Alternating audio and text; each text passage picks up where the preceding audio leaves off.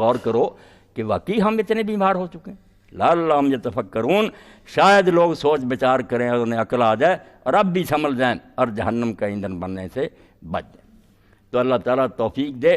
اللہ تعالیٰ نے دے یہ کلام پاک جو رمضان شریف میں اللہ فرماتا ہے کہ ہم نے رمضان میں اتارا. اب اس کی تشریح ہم لوگ کرتے ہیں کہ سارے کا سارا آ گیا، بیت العزا ایک مقام ہے پہلے آسمان پر، پھر کس بار اترتا ہے اس کی کوئی ضرورت نہیں. یہ تکلف ہے، اس بناوٹ کی نہیں کوئی ضرورت.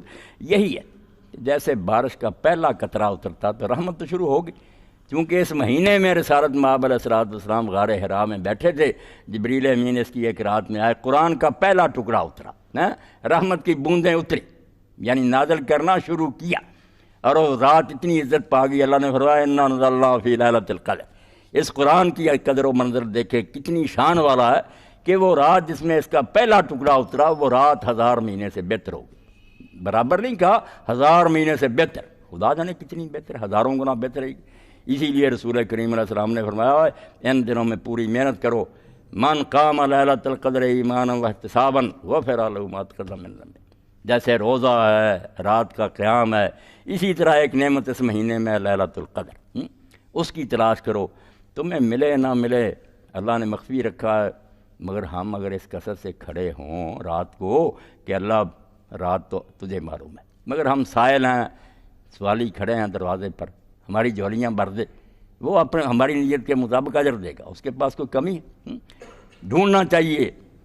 باقی نیک لوگ جو وہ تو یہاں تک چلے گا کہ ہم تو اس لیلۃ القدر کو بھی نہیں تلاش کرتے. وہ تو کہتے ہیں اللہ کے بندو اے خواجہ چمی پرسید شب قدر نشانی. جناب آپ شب قدر کی نشانیاں کیا پوچھتے ہیں؟ ہر شب شب قدر است اگر قدر بدانی. اگر عقل ہوتی تو تیری زندگی کی ہر رات شب قدر ہے. یہ موتی ہیں جو گم ہوتے جا رہے ہیں. اس وقت قدر معلوم ہوگی جب اللہ کی عدالت میں کہ ایک رات میں کھڑے ہو کر 11 نفل پڑھ لیتا، 11 نہیں 2 ہی پڑھ لیتا. حضور نے فرمایا جتنی دیر میں بکری دوہی جاتی نا اتنی دیر ہی فجر سے پہلے تو کھڑا ہو جاتا. اللہ کہتا یہ غافلوں میں سے نہیں ہے، یہ گھوڑے بیچ کر نہیں سویا، پتہ ہے کہ اللہ کو وہ حساب دینا. لوگ سوئے ہیں اور یہ بیچارہ کھڑا معافیاں مانگ رہا. بلا سہار ہے ہم جس تک سحر کے وقت معافیاں مانگ. میں آوازیں دیتا رہا، اپنا عرش چھوڑ کر آیا نیچے آسمان کے کہ کوئی ہے معافی مانگنے والا، مگر تو نے کوئی خیال نہ کیا. اور صدر مملکت آیا تم سوئے رہے. کیا ہے حیثیت ان صدروں کی اللہ کے؟ فرمایا میں عرش عظیم کا مالک، اور جب تیسرا حصہ رات کا باقی ہو میں آپ آتا ہوں، خود چل کر آتا ہوں کہ کوئی ہے مانگنے والا. تم نے وقت گنوا دیا. تو ہے تو واقعی یہی بات کہ ایک سانس ہمارا جو ہے نا گوہر ہے بے بہا، ایسا موتی ہے کہ اس کا کوئی مول نہیں، کوئی قیمت نہیں، مگر برباد کر رہے. پتہ اس وقت چلے گا جب اللہ کی کچہری میں کھڑے ہوں گے کہ تھوڑا سا وقت تھا، اگر اچھے طریقے سے گزار لیتے تو ابدی سلطنت ایسی بادشاہی کہ پھر اس کا خاتمہ ہی نہیں، اور دنیا کی بادشاہت میں اس کے مقابلے میں کچھ نہیں.